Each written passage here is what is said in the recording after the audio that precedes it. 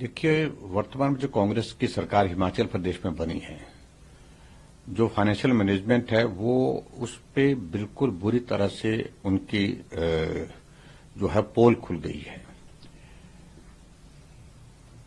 हिमाचल में बहुत सारे कर्मचारी अलग अलग डिपार्टमेंट में हैं, कॉरपोरेशन में हैं, बोर्ड में हैं, जिनको समय पर सैलरी नहीं मिल रही है। ये तो आपने एक कॉरपोरेशन का जिक्र किया जो एचआरटीसी है, जो ट्रांसपोर्ट कॉरपोरेशन हमारी हिमाचल प्रदेश की है, और उनके कर्मचारियों को सैलरी नहीं मिलना और कई महीनों से सैलरी नहीं मिलना, ये चिंता का विषय है। वो हड़ताल पर भी गए, वो उन्हें मुख्यमंत्री से बात भी की, लेकिन उसके बावजूद उनकी समस्याओं का समाधान हुआ नहीं। इसके अतिरिक्त उनके जो मसले हैं, जिन मसलों को लेकर के वो हमेशा सरकार के साथ बात कर रहे हैं, वो तो हल हुए ही नहीं। लेकिन अब वो कहते हैं कि बाकी बातें तो छोड़ो, कम से कम जो सैलरी है जिससे हमारा परिवार चलता है, हमारे भी बच्चे हैं जो स्कूल में पढ़ते हैं, कॉलेज में पढ़ते हैं, यूनिवर्सिटी में पढ़ते हैं, हमारे भी बुजुर्ग लोग हैं जिनको देखभाल की जरूरत है, और सैलरी ना मिलने की वजह से हमें बहुत कठिनाई का सामना करना पड़ रहा है। सरकार पूरी तरह से असफल हुई है, और मेरा ये मानना है कि हिमाचल प्रदेश में एचआरटीसी की सैलरी ना मिलना ये बहुत ही दुर्भाग्यपूर्ण है। क्या इसको लेकर हिमाचल बीजेपी आप लोग कोई प्रदर्शन करने वाले हैं? देखिए, हमारी पार्टी की ओर से समय समय पर हम बात करते हैं। अभी विधानसभा का सत्र था, विधानसभा के सत्र के दौरान भी हमने बात कही है कि सरकार ऐसे विषयों पर काम करे, और हिमाचल प्रदेश में इनकी बात नहीं। अभी हाल ही में 2000 कर्मी जो कोविड के दौरान लगाए गए थे, जिन्होंने अपनी जिंदगी को संकट में डाल करके दूसरे की जिंदगी को बचाने के लिए काम किया, उनको मार्च महीने से सैलरी नहीं मिली और सितंबर महीने में उनको निकाल दिया। ना अभी तक सैलरी दी है मार्च के बाद, वो सेवाएं देते रहे, लेकिन अभी सितंबर महीने के बाद उनको निकाल दिया गया। 10 महीने में हिमाचल प्रदेश में लगभग 10,000 आउटसोर्स में जो कर्मचारी उनको नौकरी से हटा दिया गया है। तो वर्तमान सरकार रोजगार देने की बात कही थी, उन्होंने गारंटी दी थी, हम 5 लाख बेरोजगारों को नौकरी देंगे और 1 साल में 1 लाख। तो अभी 10 महीने में 10,000 से ज्यादा तो निकाल दिया उन्होंने, लेकिन एक भी आदमी अभी तक उनकी सरकार बनने के पश्चात नौकरी में लगा नहीं है। असम के सीएम कह रहे हैं कि जो उदयनिधि स्टालिन का बयान था या जो ऑपोजिशन का बयान है सनातन को लेकर, वो फिर से क्लैरिफाई कर रहे हैं कि जैसे सूर्य है वैसे सनातन धर्म भी कभी समाप्त नहीं हो सकता है। देखो, मैं उनकी बात से सहमत हूं।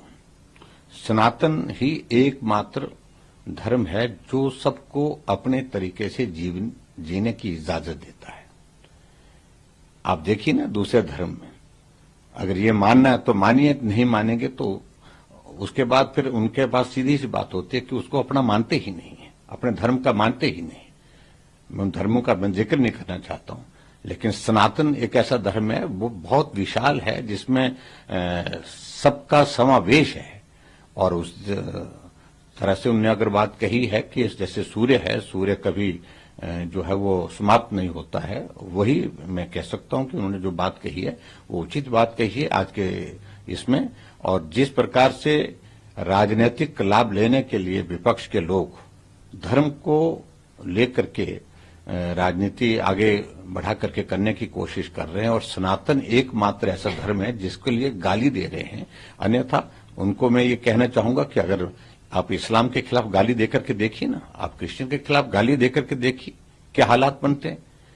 ये सहन शक्ति, ये संवेदनशीलता, ये सबको अपने साथ जोड़ने के की जो अगर कहीं खुली जो है, खुली बात कहता है और खुली स्वतंत्रता है, ये सिर्फ सनातन में है।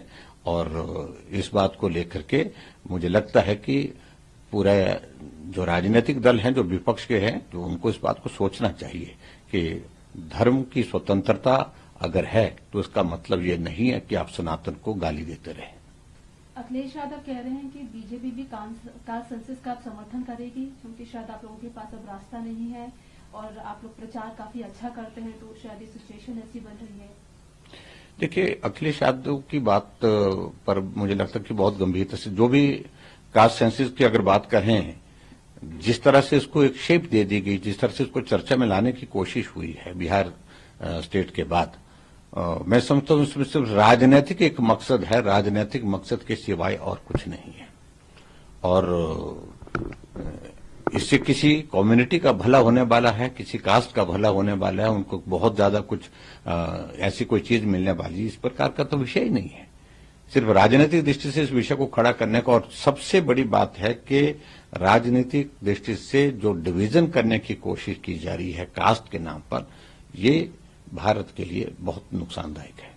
आखिरी सवाल है, कई राज्यों में चुनाव होने हैं, मध्य प्रदेश की बात की जाए, राजस्थान की बात की जाए, आप लोग बीजेपी कितना समझ रही है जीतेंगी? क्योंकि कांग्रेस क्लेम कर रही है कि दोनों ही राज्यों में आप बीजेपी ने कोई काम नहीं किया है, मध्य प्रदेश में तो आपकी सरकार भी है, राजस्थान में भी आप लोग पॉलिटिक्स कर रहे हैं, ऐसा वो कह रहे हैं, आपके पास कोई चेहरा नहीं है। देखिए, पार्टी का केंद्र का नेतृत्व इन सारे विषयों को लेकर के निर्णय करता है, और जो भी निर्णय होगा वो पार्टी हित में होगा। और मेरा ये मानना है कि ये पार्टी का अपना मसला है कि हम चेहरे पर चुनाव लड़ें या सामूहिक नेतृत्व में हम चुनाव लड़ें। जो भी पार्टी को उचित लगता है, ऐसा निर्णय एक बार नहीं अनेक बार हुआ है पूरे देश भर में, अलग अलग राज्यों में। और ऐसी सूरत में भारतीय जनता पार्टी आज देश की नहीं दुनिया की सबसे बड़ी पार्टी है। कौन कह रहा कि भारतीय जनता पार्टी के पास चेहरा नहीं है? कौन कह रहा कि भारतीय जनता पार्टी के पास नेतृत्व नहीं है? लेकिन पार्टी की हर चुनाव के लिए अलग स्ट्रेटजी होती है, और अपनी स्ट्रेटजी पार्टी का केंद्र का नेतृत्व तय करेगा। ऐसे में इन सारी चीजों का कोई अर्थ नहीं है। हम जीतेंगे, राजस्थान तो बहुत बड़े बहुमत के साथ जीतेंगे, और मध्य प्रदेश भी जीतेंगे, और 18 साल का वहां पर भारतीय जनता पार्टी का शासन का कार्यकाल पूरा होने के बाद फिर 5 साल की सरकार भारतीय जनता पार्टी की वहां पर भी